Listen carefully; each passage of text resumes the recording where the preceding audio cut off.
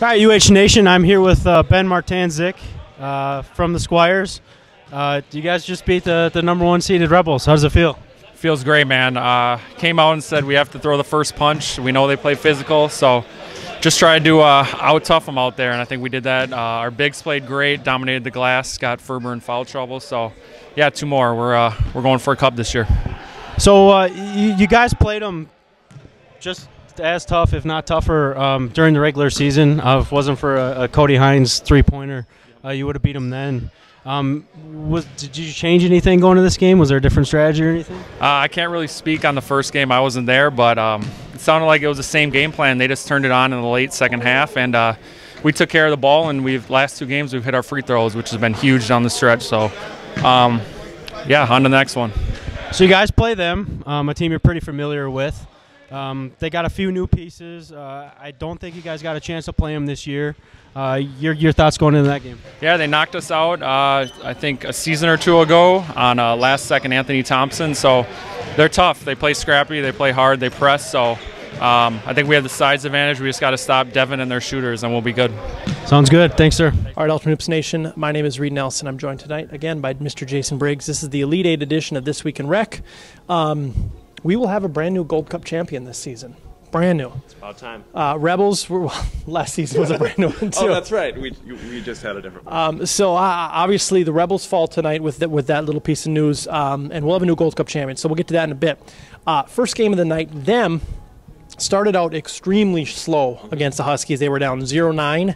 They were down 22-7. Very sloppy game all around. Them could not buy a basket in the first half. With about 7 minutes to go in the second half, the Huskies' fuel tank went to E, and them just, boom, went right past them. So the Huskies had control. You'd like to think with one of the 2 guys, either Devin or Quentin, this would have been a completely different game. What are your thoughts? Well, I mean, you just talked for 5 minutes, so you pretty much summed up the whole game. No, you had to expect those 2 playing for them. That's their team. Sure. Yeah, one player or the other, it would have made a huge difference. If John Price could have got Zapata to show up just to have that sub. I think they'll never admit it, but I think subconsciously them kind of knew they were going to win. And that may have explained the slow start. And it also explained the Huskies thinking, listen, our backs are against the wall. We're not supposed to be here. Shouldn't win with only 5 guys. And they came out balls to the wall, which is why they had no energy left in the second half. So them, with their second straight trip to the Final Four. It's an awkward routine now. I'm not used to it yet. This is a team that took a long time to get over the hump, and now they're officially there. Do you think it's more, I mean, because they're younger guys. Yeah. You know, they're in their early 20s, 22, 23, 24, 25? Probably. Do you think it's a mental maturity or a physical maturity with them? I think it's mental maturity. I think they've always been good players. I think they now utilize their skill sets a lot better. And they also do a better job of finding players around them. I think they're realizing that we can't win this as a 5-man team. And forever it was 5 guys playing 41 and a half minutes and then some guy like poor Joe coming in for 6-7 minutes to just give a guy a breather.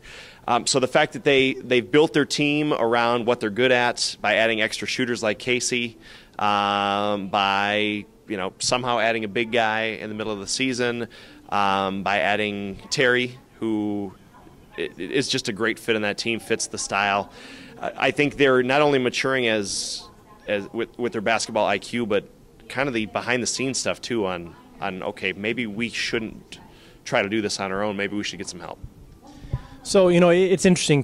I've been now here a little over 2.5 years. There's been players that have really improved in that time. Devin Stensrud is one of them. Josh Hoyle, another one. Guys who have taken their game up massive amounts. So it's fun to watch them play. A big win for them. They go to their second straight Final Four. The other 7:30 game, the Club ran right past the Red Devils. The game plan is the same for every team playing the Club. It's do not get into a track meet with the Club, and then they get into a track meet with the Club, and then they lose. You made a point that Jeff Stevens could have scored every single possession if he wanted to. Nearly every possession, yeah. You've got to slow the game down enough to get to your big man, though. if you can't get it across half court without doing something stupid, your big man is not going to have a chance. He also got a lot of touches around the three-point line and not as many in the post. And then when he did get it in the post and they would double, the wrong guys were in the wrong spots. And I'll talk about that with the Rebels too. I mean, it should be Hohenstein, it should be Paul Olsen, it should be those guys who can hit threes right on that side with him. The double comes, you kick it out, they have a three. They should have that every time. But in order to utilize your size, you've got to slow the game down, and they couldn't do it. This is a game the Club would always lose. And, you know, the Club, yes, there are some new faces, and we'll talk about that in a second. But this is a game the Club loses, just always. Is it more Devin Hemrick, or is it more their maturity? Again, back to the maturity word. Devin is huge, adding that second just elite player that, I mean, Money doesn't have to take 35 shots now. He can take 18 because Devin will take the other 18.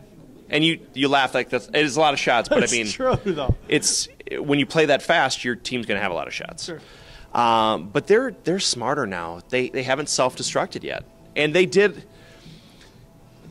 Zip got a technical in our game against the Avengers, and that's the closest they've come to the typical Club activity, which is we're doing great, we're going to do something stupid, and then it's going to spiral out of control. And in that game, the intentional foul followed by the technical actually inspired them to play harder. And in the past, I think they would have self-destructed. So it's definitely a combo of them playing smarter and I mean, Adam growing up, and you know, some of those guys growing up and not complaining all the time, just trying to not all the time. They run and complain now rather than stopping to complain. So I think at least that's a little bit of an improvement. Speaking of Adam, Aaron Wimsett had an opportunity to speak with Adam after their win and their first trip to the Final Four. This is Adam Kidd. Hi, everybody. I'm here with Adam Wright of the Club. Another night, another victory for you guys. Pretty decisive victory. You guys won by 22, I believe, against a veteran Red Devils team. Kind of talk about the game going into it, if you changed anything, and 22 points. I mean, honestly, going into the game, I thought probably if the game was closer, we won, it would have been probably 6-12 the range. Like, it's going to be a hard-fought game. But then once we did exactly what I said yesterday, once we started running, they started running also. Obviously, we converted more than they did. And after that, the game's over. I mean, the scoreboard tells it all. So kind of talk about you guys being loud. Are you guys doing it on purpose? Because honestly, it would get under my skin. Are you doing it on purpose? I mean, you can say that. We just play with a lot of emotions, if you want to call it that. I mean, we do play loud, play reckless. But I mean, if teams are going to feed into it, then it's not our fault because we're going to do that either way. If we're down by 30 or we're up by 30, we're going to play with emotion. We're going to express how we feel. And teams get upset with it, saying, oh, you're up by 30, why are you still yelling? But keep your foot on the pedal. I mean, look at the Portland Trailblazers in 2002 playoffs. They were up by the Lakers in the fourth quarter by, what, 20, 18? They took the foot off the gas. Big shot of Ori, hits a three-pointer. Next thing you know, Trailblazers never see a championship. So you play. I think you're going to play Big Smash next. So Ridley versus Bloomington South. Anything you're going to change during that game? I mean, no. We're just going to try dig in, play defense. Really, is really what it is. If we play D, we convert on our end. We're going to get our fast break points. They're going to come. As long as we play smart, we should be fine. Sounds good. Thanks, man. That was Adam Kidd, the Club, in the Final Four. I never thought I'd say those words. I was hoping I'd never say those words, so I'm not going to. Youth movement in Ultimate Hoops, or? No. I mean, I think the old guys just did too much grilling, so we should be back by fall. Back by fall. All right, the first run of 8:30 games, Rebels, the number 1 seed, the favorites to win the Gold Cup. They lose to the Squires. Break down this win by the Squires. Squires have the size to match the Rebels, and what was beautiful tonight is they had the hustle to not only match but exceed what the Rebels could do. I honestly think the Squires are a more just flat-out talented team. I think there's a few teams that are more talented than the Rebels, but their style of play, their continuity, the fact that they're willing to go further than any other team typically gets them over the top, and that wasn't true tonight. I don't have the stats in front of me, but I don't think I've ever seen the Rebels give up so many offensive rebounds. They had a great game plan against Kloby. And the double came off the right guys. It was never Carson Cody out there to hit the three off of Kloby. It wasn't Pat. It was, it was Tyler. It was Paul. He was having to go to guys that weren't going to be that immediate scoring option. And it was a very smart game plan. And I can't believe they kept up that intensity for 44 minutes. I can absolutely imagine the Rebels doing it, but the Squires, it was impressive. Other 8:30 game. The Rebels bring the best out of you, and we saw that tonight. Good point. Other 8:30 game. Big Smash jumps in front of the Killer Bees early and doesn't really look back the entire night. The big storyline coming in obviously was Mr. Antoine Lynch, Mr. Michael Franklin. Now, this happens a lot. I was just talking to a couple guys in the locker room. This has happened to Dustin. This has happened to Pat. This has happened to Ryan Jansen. This happens to a lot of players. This is nothing new. Having to choose a team come Elite Eight, Final Four time is nothing new. This happens all the time. So Mr. Lynch goes to the Bees. Mr. Franklin comes to Big Smash. We said at the beginning. We said last night that was the fair split. Yeah. I feel if both of those guys go to Big Smash, it's a one-sided affair. Mm-hmm. Both of those guys go to the Bees. I have to play 44 minutes, and then that becomes a one-sided affair. Antoine Lynch goes 0 for 3 with 3 boards, 2 turnovers. Mike Franklin goes 15 points, 7 boards, 3 assists, 3 steals, 5 blocks. Safe to say Big Smash got the better of that trade? For one night, absolutely. And let's be fair, Twan... He's an MVP candidate who is likely going to win it, in my opinion. Twan is a great player. Sometimes you just don't have it. And maybe that was tonight. He played 2 games back-to-back. He works around the clock. He's not as young as he used to be. He's still in good shape. He's still a hell of a player, but sometimes you just don't have it. And I think his teammates probably, they're going to put the loss on him. I don't know if that's fair, because there's a lot of things they could have done too. Big Smash was missing Twan, So I don't know if it's fair to put the loss on him as some people were doing. But 3 shots is to shoot 3 times in a game with 6 players, and when he should be having a lot more. It was surprising. But again, sometimes you got it, sometimes you don't. Like I said, an MVP candidate. I mentioned this earlier. He got my vote for MVP, which honestly, if I had to re-vote, and nothing against Antoine Lynch, but what Devin has been doing for the club is really, it's special. I haven't seen anything really like it. He's not necessarily carrying that team on the back, but he has really been a force for them. So any final thoughts on tonight's action?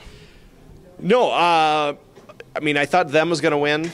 I thought the Rebels were going to win. I thought the Club was going to win, and I kind of thought the Bees were going to win by utilizing Twan, but that didn't happen. And I think he normally does pretty good against Glenn. I think that should have been a better matchup than it was tonight. And I don't know, it was a puzzling night. If you told me that these teams were in the Final Four, or that one of these teams was going to be your champion, I might as well just burn down Lifetime.